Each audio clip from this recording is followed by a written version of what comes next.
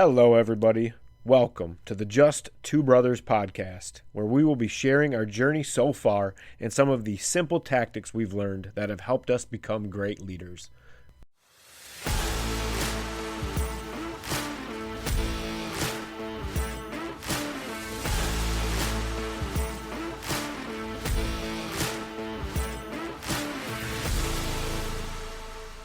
What is up, everybody? Welcome back. We've got another episode of the J2B podcast coming your way. Today, we are going to be talking about active listening. Across a lot of the research that I've done, active listening is a topic that pops up frequently. It's a question I've been asked on Twitter in the past, so we wanted to explore it a little bit further. Joe, what's going on? How's it going? This is one of our first episodes that we've done, or we're doing a little bit differently. So, Yeah, it's a kind of a weird setup. We changed up the way that we're recording, and we are not recording in person as often. It's hard to do with our schedules. Yep, that was one of the things we mentioned. Our lessons learned from last year. So, one of our fixes is trying it separately so we can each be at home instead of traveling to record. And I can do it after kids go to bed, and nobody has to sacrifice any other time. So Yep. it should be good, but it's going to be interesting. Oh yeah, I'm looking forward to the episode. It's weird staring at a screen instead of at your wonderful face right across from me, but Yeah, something like that. Where should we start? so active listening. Guess probably start out with what is active listening? What is active listening to you, Ryan? It's focusing on the conversation at hand. It's ignoring distractions and making the person in the conversation the focal point.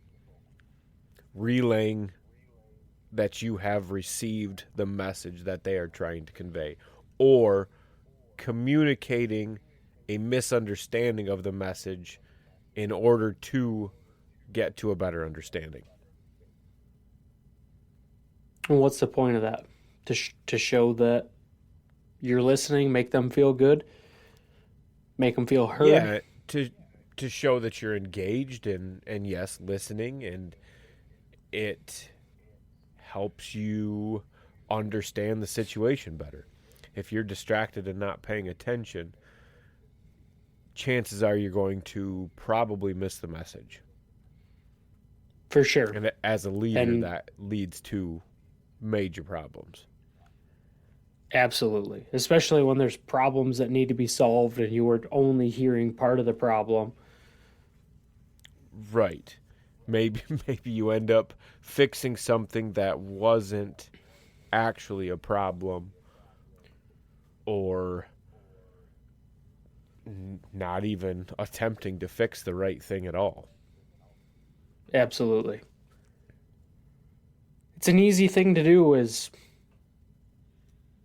kind of zone off in conversation. I do it all the time, and it's something that I've become aware of and tried to correct, but it's very easy to have a conversation, and once somebody starts talking, realize maybe a minute or two into the conversation that I have heard nothing that they said. Why is that? What are you paying attention to instead? There are times where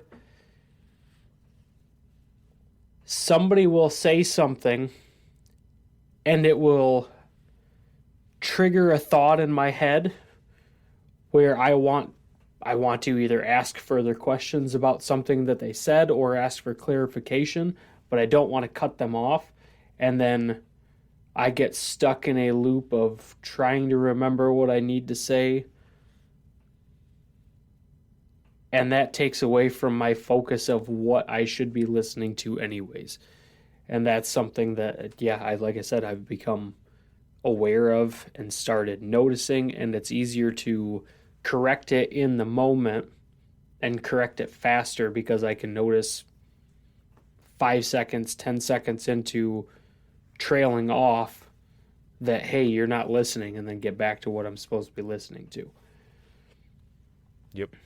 And I agree with a lot of that. I find myself doing that as well.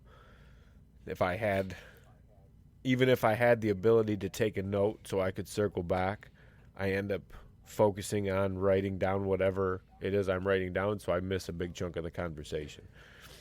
Yes, which is honestly a struggle that I've had recording this podcast with you. We both have things to say and input to add. So if I want to take notes about something to come back to it or whatever, I stop listening to what you have to say, and that it causes me to just realize that I have no clue what you said. We should look into taking a note-taking class or something to improve our note-taking skills. Bet you there's shit out there. Might look into that. And I used to take. I'm good at taking notes in a classroom setting, but most of the time the classroom settings that I've been in have been PowerPoints. I was going to say, and they're probably providing you the opportunity to take notes. Like the intention is to take notes so you can go back and study later. Well, and the nice thing about the PowerPoints, in both the military and in when I took a semester of cooking classes last year, or 2 years ago now, actually, I took a semester of classes, and it's death by PowerPoint. You will sit in PowerPoints for 4 hours, 6 hours at a time with minimal breaks in between, and it is exhausting. But the nice thing is everything's up on the screen. So while everybody else is talking, the teacher's saying their perspective on whatever, I'm taking notes on what's on the screen. So I can get the points that I need, and I can zone out to everything else. So that's why I'm able to take good notes then. So is there anything else that distracts you from the conversation at hand? I would say my ADHD brain is really good at it, but something floating shiny. through the air, shiny, yep. Ooh, a piece of candy. Deer when I'm driving. My phone can be a distraction from a conversation. Phones, absolutely.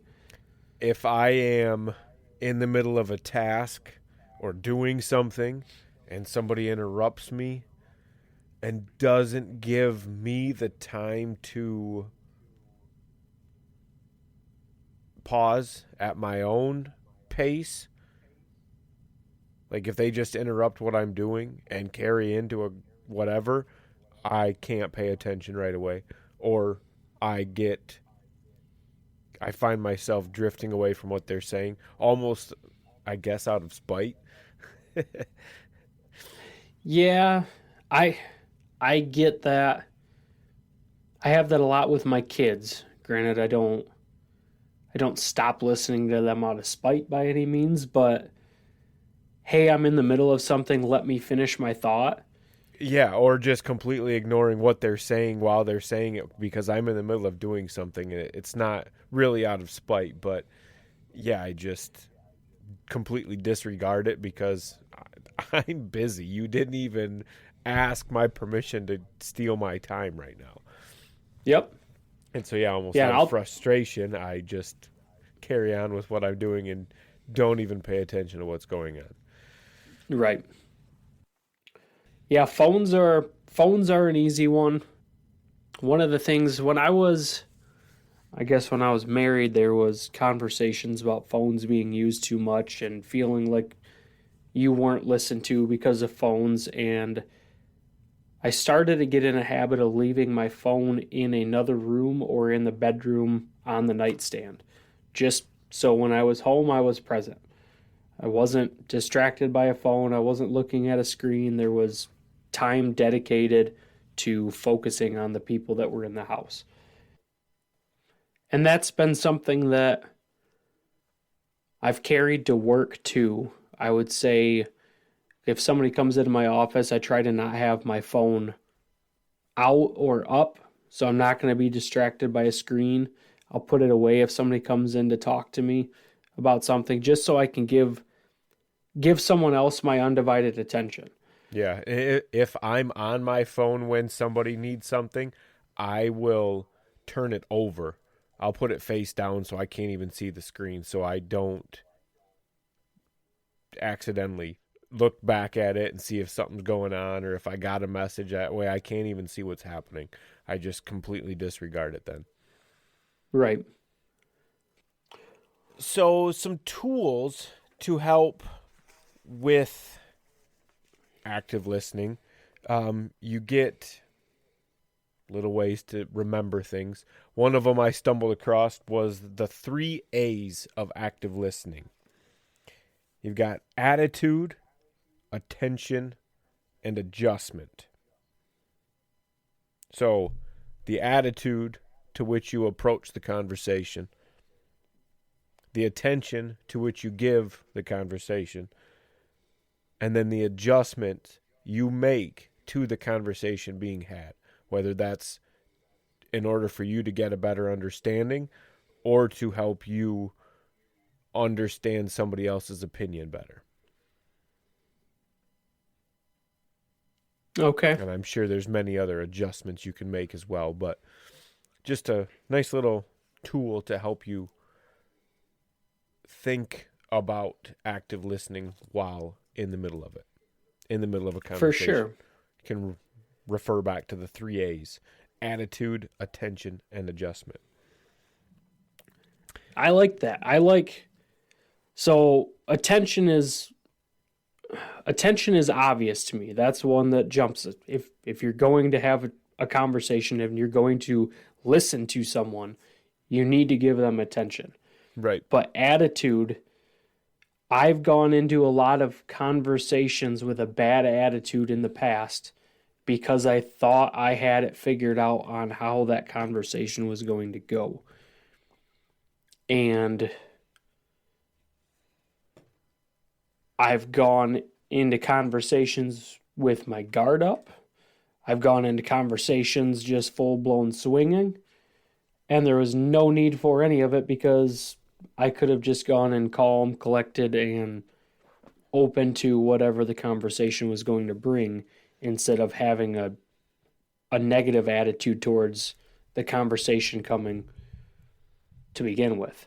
Oh, absolutely. And that's gotten me in trouble more often than, yeah, I'd like to admit. But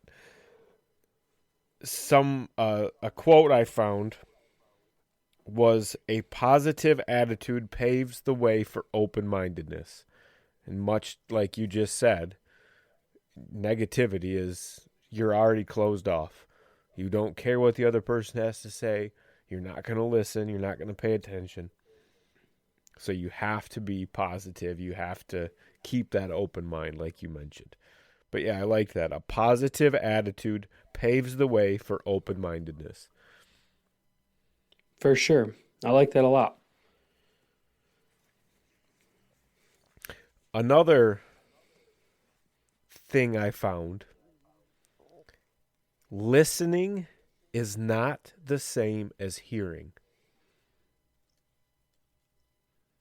And I thought that was very interesting. You can listen to somebody, but you might not hear them.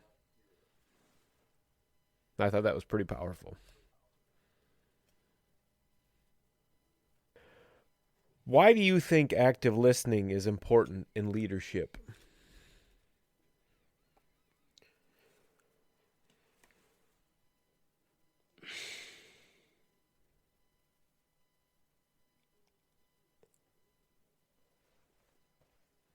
If you've ever brought a concern, an opinion, a thought, or even just wanted to talk to somebody. And when you brought that into conversation or started that conversation, they ignored you, they dismissed what you had to say. You could tell that they didn't hear a word you actually shared with them. It, for me, it makes me feel like there's no reason to ever go to that person again. You just Okay. showed me that everything that I have to say is not important. Right. My opinion doesn't matter. My thoughts, my feelings about something do not matter to you. And sometimes it's not. I mean, I don't obviously jump to that, but there's if it's something important, I absolutely would. Like, you don't care about a damn thing I'm saying, so why the hell would I ever bring anything to you again? So so active listening is important as a leader because you want to make people feel heard and understood and that you actually care about what they have to say. And yeah, I think that's the important part. You have to show people you care about them. If you care for people, they will in return care about you and the message you then bring. Whether that's, hey, we Right. need to work a little bit harder, or hey, I need you to stay a little bit later. Whatever that message is, they're that much more willing to receive that message because they care about you, because you've cared about them. Right. And they'll know it's not a me thing, it's a us thing if you ask them for help. This is Yeah, kind of the way I look at absolutely. it. Yep. Because when they come to you for help or to talk or for anything, they know that conversation is an us conversation and not a me talking conversation. Because there's that kind of if that makes any sense, there's us conversations and me talking conversations. So I'm going to talk and you're just going to sit there whether you listen or not. I'm just talking against a wall. Or there's an us conversation where we are actively talking. You are showing me that you're listening, whether it's by asking further questions about something or going into further detail or just acknowledging that you're hearing what I have to say. That's an us conversation. Right. If you just say, uh-huh, mm-hmm, oh, uh-huh, yep, uh-huh, okay, Mm-hmm. yep, Mm-hmm. mm-hmm, mm-hmm, Yeah. Mm-hmm. like that's It feels like you're not listening. yes, it's almost like an active dismissal. Yeah, it can feel like that. You you're hearing what I'm saying, but you're acknowledging it just so I can continue on with my point. Yeah, trying to get it over with, or hurry up, you're annoying me kind of thing. Yep. Yes. So yeah, it's important because you gotta show people active listening is important because you need to show people that you actually care about what they have to say and that you're there for them when they need to talk to you about something. Yep. I like that summary. While discussing this, we've kind of put together a process of sorts, or a routine for active listening, if you will, or a list of skills, I guess. It's plain and Yeah. simple, just a list of skills. Yep. So we got 6 of them. I'm going to start running through them. Yep. Be attentive. So attention, right back to the 3 A's. Attention. Bring that right back up again. That's number 1. Have to be paying attention. How do you show somebody you're paying attention? I would say, I mean, we talked about it, no phone. Put the phone away. Yeah, you can repeat back what has been said to you, and that Okay. kind of jumps ahead in our list a little bit and brings up paraphrasing, so that Yep. you rephrase something that was said to you back to the person conversing with you, and that helps convey a level of understanding as well as letting them know that you're paying attention. Yeah. Or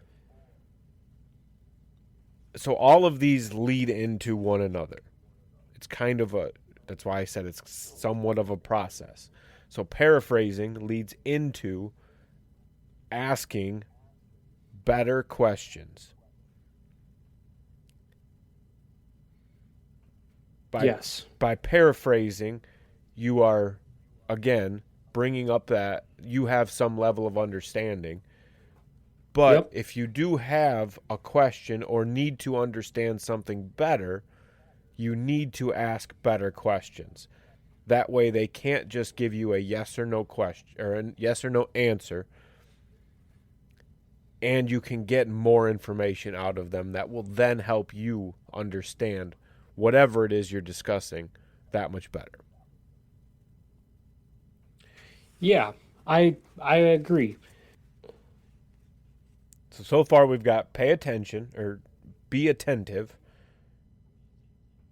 paraphrase, asking better question, and now this leads into requesting clarification. Again, if you don't understand something, just flat out ask, wait, could you explain that a little better? I'm not quite understanding this. Yes. Yep. Or maybe just why. Maybe the question you need to ask is why. That's one of my Man, you favorites. you you love doing that one. I love why. I just need to understand. Yeah, and I guess I would say I use I'm not quite sure I understand what you're saying. Can you maybe re-explain that to me? Yeah. Yep, that's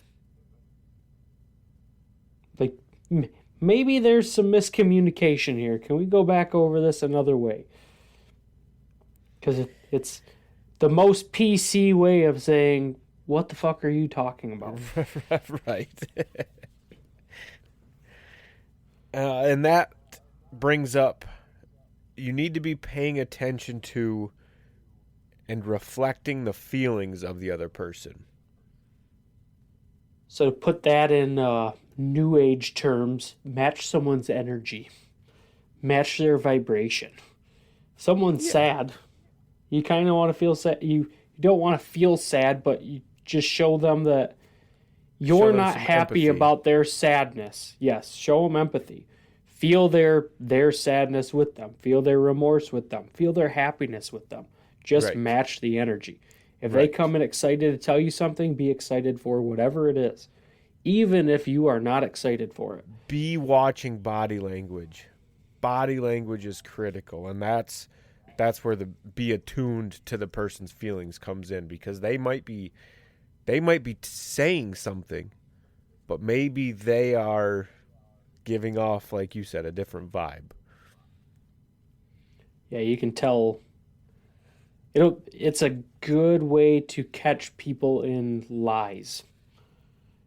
Is if people are That or closed off, just body language, very uncomfortable, but they give you something that kind of blows you off. It gives you an idea of also when to ask more questions, right. when to ask Maybe better somebody's questions. just Of withholding some hey, information. They don't want to get as personal for whatever reason, and yeah, you can just tell something is off, and you don't necessarily need to dig into the reason behind all of whatever no, for feeling, sure, but you could maybe say, "Hey, I'm getting the feeling that there's something more here." and you don't always have to bring that up, and that can be some. paying attention to feelings and attitudes and body language is something that doesn't have to happen just in conversation, but it can happen in passing too.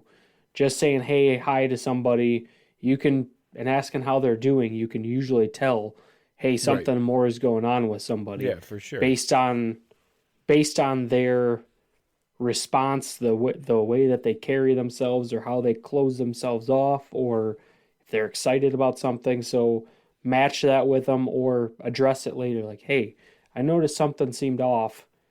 Is there like everything good? You want to anything you need to talk about? You need to check in about anything, and that'll make people at least feel listened to and heard as well. Right. So then that's 5. So what's our last one? Yeah, so the last one is summarize. Once the conversation has reached somewhat of an end, just kind of paraphrase back what the main points of the conversation were Yeah, to just help convey that there is that level of understanding between the two of you. absolutely. So summarize And the it entire conversation back. and it'll help if you can remember everything to summarize. It'll help people remember certain points that were valid and important in the beginning of the conversation that might have been lost halfway through because the conversation has lasted a while. Right. Like our kind of like having notes like we have here for Right. these conversations. Yep. It's just so you can go back and say, hey, remember all this stuff that we talked about that you forgot about now that we've gotten to this ending. And it's all valid stuff. Yeah, I think that kind of wraps up our list there. So do we want to you want to quick run through it Yeah, again? let's You want to run through it recap that. in the order that we went through it? Yep, let's do that. So we have be attentive. We have paraphrasing, asking better questions, request clarification, pay attention to feelings and body language and reflect that, and summarize the conversation once everything's come to a conclusion. Summarize the feelings, the conversation, the questions, the topics, whatever.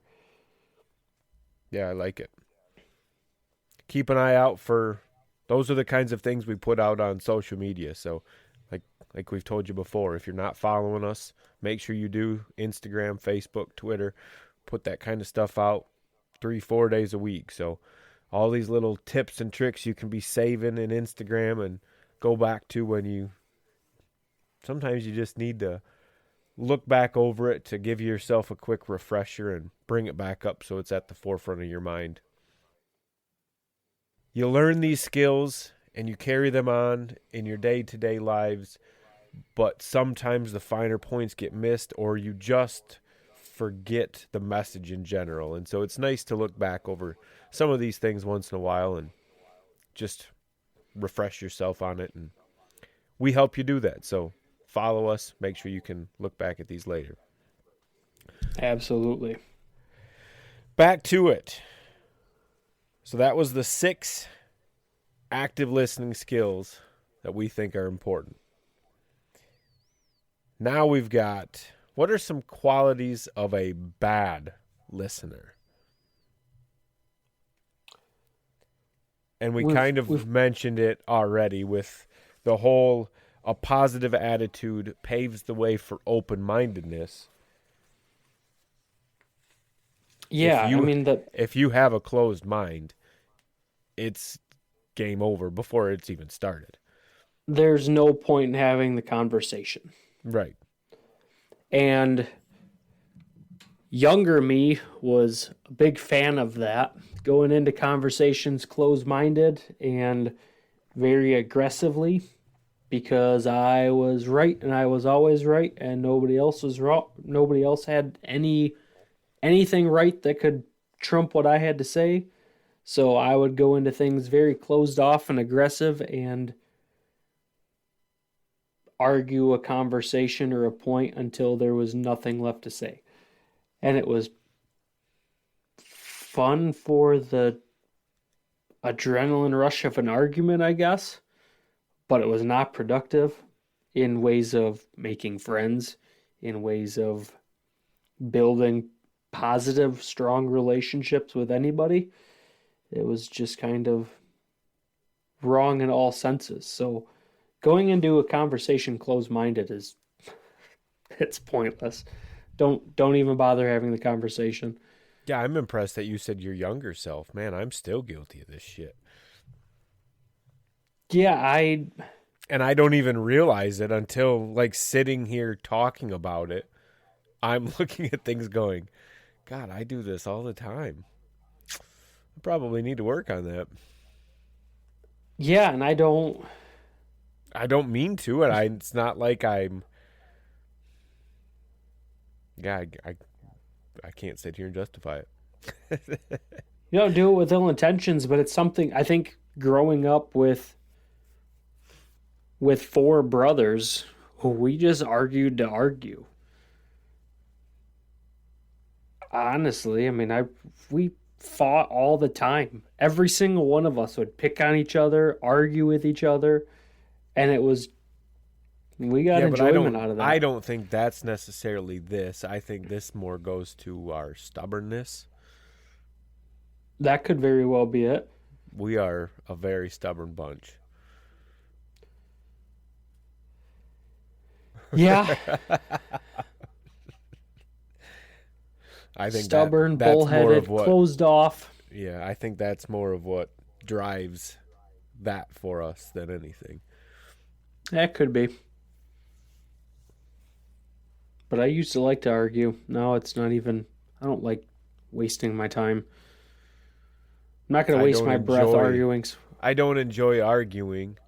I I guess I enjoy being right. Yeah, it feeds your ego. I don't think being right is a feeder for my ego in the sense that it would be for most people. Okay. I just I have very strong opinions, and when I think I'm right about something, I need to be convinced otherwise. And I can be very unwilling to listen to the other reasons. It's because you're protecting your ego. I see. I There, don't see it there's as my there, ego. I there's see it. I'm looking at it as my logic. My logic and has me believing one certain way or one certain thing. And so until you prove to me that my logic is incorrect, I won't listen. But I can be very unwilling to allow other logic to come to me. and that's where But I don't think that's my you ego. That's just I just don't want to listen for some reason. I just can't because of the source that it's not certain sources. I'm unwilling to listen. well, and there's certain sources that obviously you shouldn't trust, like media, for example. You shouldn't trust 99% of what's portrayed in any media, regardless of where it is or where that media is coming from. Yeah, and then But there's other sources that have done me wrong before, whatever the source is. It's whether person, book, it doesn't matter. I'm going to be just like if somebody breaks your trust or something breaks your trust, you're that much more hesitant to trust it again. It's kind of like I don't have a problem trusting somebody for whatever reason the first time, but once I've been proven wrong or once you've been proven wrong, now when you come to me with something, I'm hesitant to listen to you because I they've been don't wrong once. yeah, and I don't think you're going to be right about this. Yeah, and I get that. Um, I guess I don't know if that's an ego thing. See, and I'd almost have to say it is, because you have to be. I'm sure if you're going into if you're going into a conversation open-minded, if you're going into a conversation that argues a point or an opinion, and you go into it saying that you're open-minded, to me, that means you're going into that conversation assuming that everything that you believe about that is wrong. Willing to assume that everything that you believe is wrong. Willing to be proven Correct. that everything you believe is wrong. Correct. So if you're not willing to just assume from the get-go that I'm wrong, I need to listen to their perspective to see it with a clear, open mind, you're closed off, and you're just doing that because you don't want to be wrong. Granted, yes, if you don't trust somebody for whatever reason, it's history. I mean, history's proven you that you're right, but you're not open-minded unless you're willing to just assume that everything I believe about this is incorrect. And I agree with you. I just don't know if what I was saying is I don't know if mine comes from a point of ego or not. Understood. I don't think I'm smart enough to figure that out. What else do we have? What's another quality of a bad listener? Interrupting.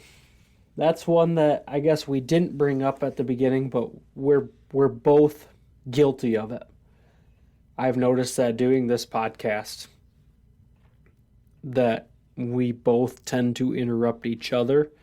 Maybe I do it more than you. I'm not sure, but we both... I think that has to do with experience of doing this type of speaking. It absolutely could. I've had to work with a host before and other things that I've done in the past. So I'm kind of comfortable, or a little more comfortable, a little more familiar with it than you are. But other than that, we've come so far from our first couple of episodes as far as interrupting goes. Yeah, I would have to agree with that. We notice when somebody starts to interrupt and we pause rather than just carrying on and keeping the conversation going and talking over each other. We pause and then come back to it. Yes, and I guess we did talk about it before, about just waiting for your turn to speak, and that's why my thoughts, I guess that's why I tend to interrupt, is because my thoughts pop in and I lose them so quickly. So I want to blurt out my thought because I'm going to lose it if I don't say it. Yep. And that goes in, I mean, I'm just waiting for my turn to speak, which... I know, and that leads into I miss part of your conversation because I'm trying to think about what I want to ask you. And then by the time I get a chance, it's no longer relevant to the conversation. So that's, we've still got work to do on that, but I do think we've gotten a lot better. And maybe there's times to interrupt not interrupt, but maybe the word is interject into a conversation. Like, hey, on that, before we go off.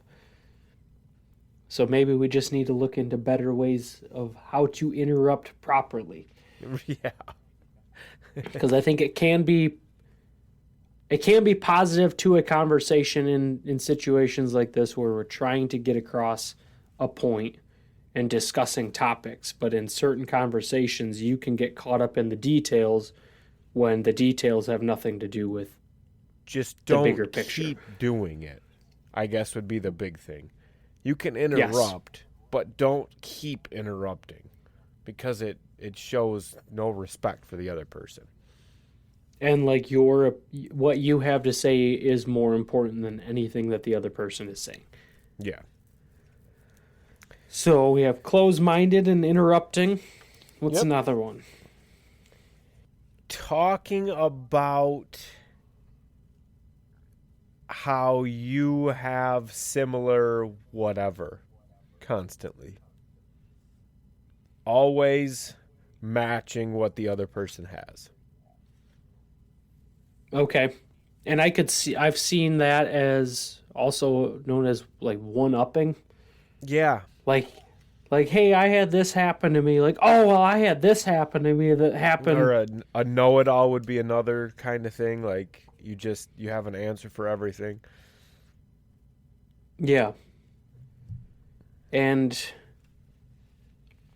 I guess I can say I tend to do that matching experiences, not in a way of like one upping or trying to make myself relevant or the sole part of the conversation, but more in a way of showing an attempt to show empathy or understanding towards their Relate. situation. Yeah, you're Yeah. trying to Like, relate to hey, them.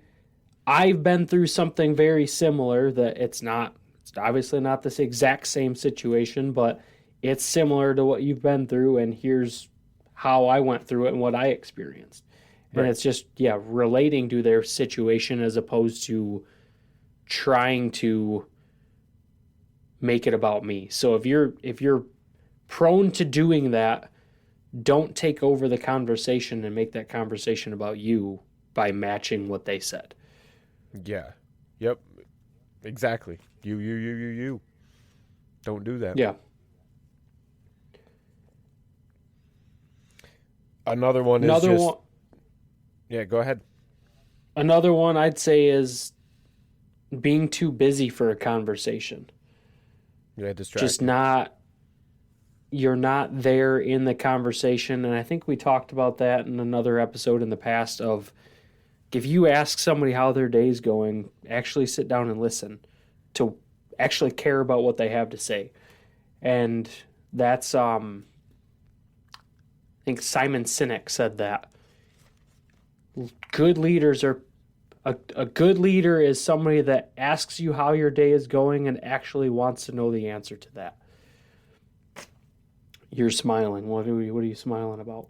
The crazy. I'm gonna interrupt the conversation, but I just noticed something. So we had, you guys all know, we posted a couple weeks ago. We had technical difficulties when we recorded a couple of episodes. It was the last episode, and actually, it was this episode that the audio was all jacked up. So we are re-recording this episode.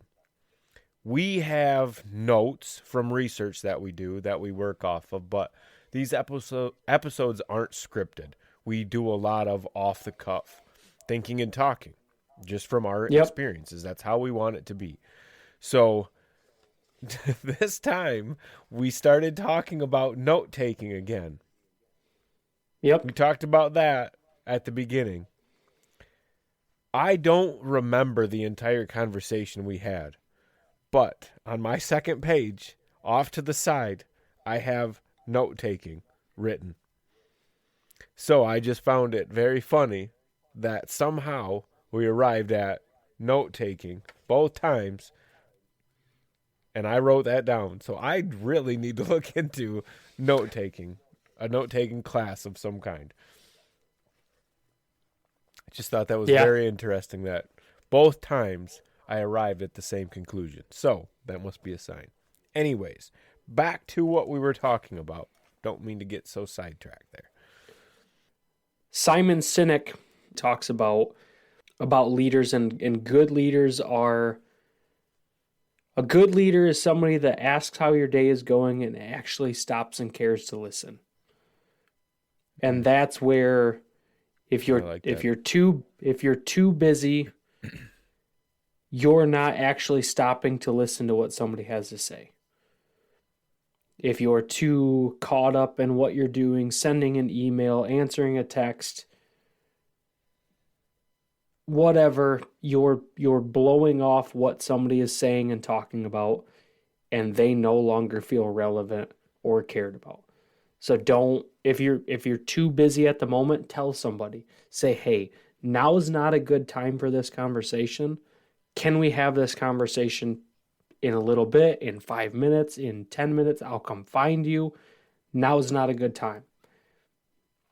And that's the best thing you can do if you're too busy for whatever the conversation is. Just be honest, but don't pretend. Don't go through the motions of I'm listening to you, because people know when you're not. And your body language shows that.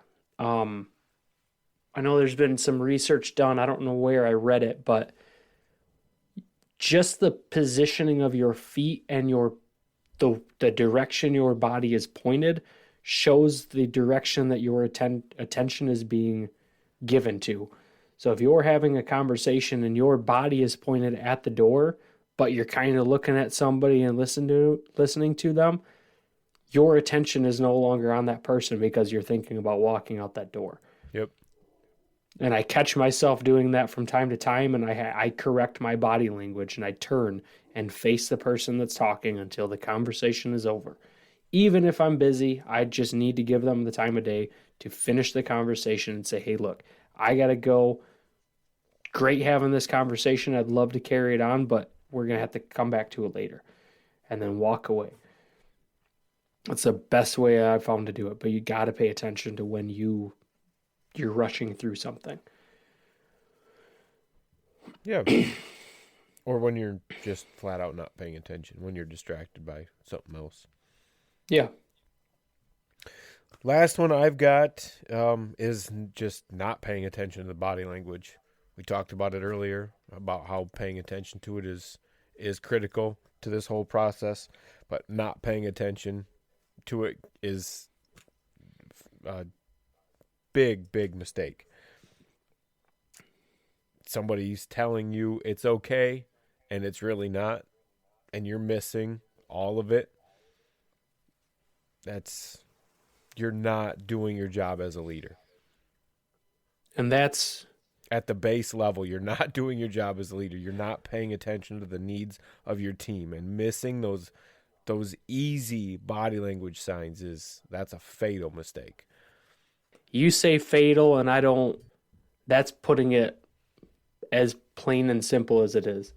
If you're not paying attention to body language and cues, especially in, like we've given examples of military and everything, mental health, as far as mental health goes, if you're not paying attention to somebody's body language and the cues and how they're not really fine, you're going to lose somebody.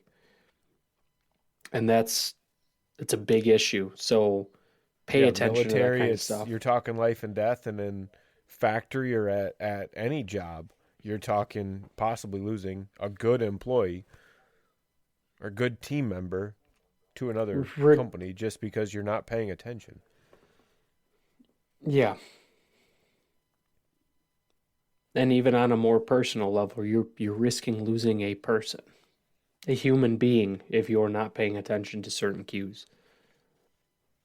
So if that's another very important reason why you should pay attention to conversations, and especially if somebody's going to come and talk to you about personal things or things that they're going through, because a lot of people do have bad experiences and go through a lot of struggles in their lives, and if you don't pay attention to cues, you could lose a life. Yep. And it's more and more common these days, unfortunately. I was going to say, especially in today's day and age. But gotten bad. It's huge. Pay attention to what people are saying. Listen to them, because you could lose a life. Not only a good teammate, a good worker, a good friend, whatever, you're losing a human being if you don't, or have the possibility of it. Right. So I guess let's shift off of that. We can summarize what we have five qualities of bad listeners. Then yeah. Yep, we had a closed mind, interrupting,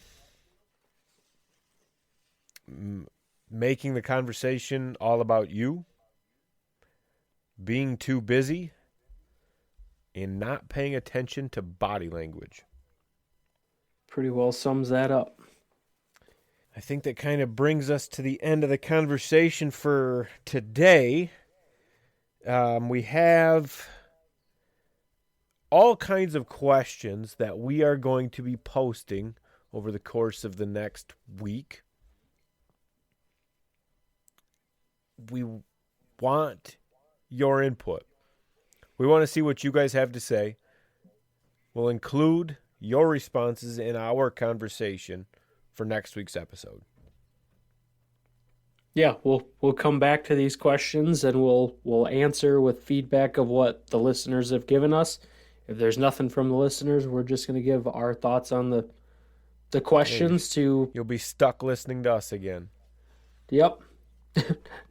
Nothing new, just our own opinions. So give us what you think on these topics. Give us your thoughts on the questions and we'll touch back on them next week. Yeah, so keep an eye out on social media. Make sure you're following us. We are at J2B Podcast on Instagram and Facebook. I'm sorry. Just Two Brothers Podcast on Instagram and Facebook, and at J2B Podcast on Twitter. So make sure you follow us. Those questions will be getting sent out each and every day over the course of the next week or so. We really want your guys' input so we can include it into our conversation. We mentioned last time about the Polar Plunge coming up here in February. I did get more information finally. It is Saturday, February 10th. It will be at Lake Michigan Ballpark. That is, or LMCU Ballpark. That is out in Grand Rapids here in West Michigan.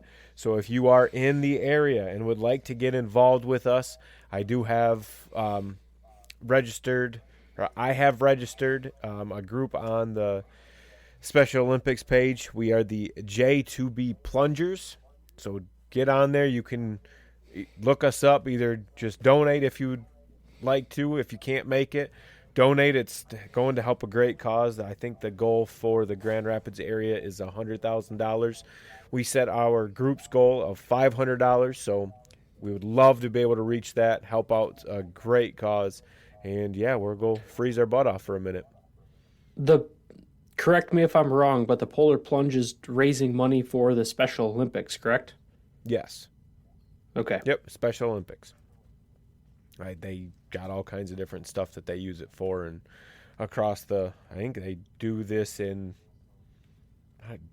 5 or 6 states at least. It's quite a big event that they do across the country, but yeah, there's a bunch of them in Michigan. I started doing it last year. I tried cold showers, and that kind of took off for me, and then I just looking for something different to do and kind of get out of my shell comfort zone a little bit, and saw this, thought it'd be fun. I had fun with it. Joe ended up doing it in his bathtub. I think if you go back to at least our Instagram page, our very first post, if I'm not mistaken, was your plunge. I think so. Mine I shared on my Facebook page, but it was, I did it in my bathtub. What was the reason? I had sick kids or something that day? Yep. I think Colt got something sick. happened, and I had to stay home, so I did it in my bathtub, and I think I had 60 pounds of ice in that thing because the kids said it wasn't cold enough. So yep, that was all right. A lot of fun. But yeah, I'm looking forward to it. This time we'll get to go freeze out in the... as of right now, it's pretty cold out there, so we'll see what it's like in February. But we got a month to go.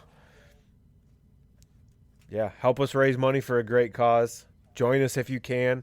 We'll be there. My wife's going, one of the kids, and then your kids will be there. So my kids will be nice there. To have a nice. I think one of my other daughters is going. The oldest daughter is going to go. She's actually going to do it with us, as long as she can get the day off of work and make it. So we'll have to see how that all works out. But I'd love to get a big group of people going. It was a ton of fun last year. They've got food and raffles and drinks and all kinds of stuff. So it's a good time. Great cause. Love to see you there. Awesome. Yeah, I'm looking forward to it. Yeah, I think that summarizes pretty much everything for today. I gotta go back inside and go watch a movie with some kids. So, Yeah, I got to get up and watch some football. So we'll wrap her up there. thanks for talking. Thanks for listening, everyone, and have a great week. See ya.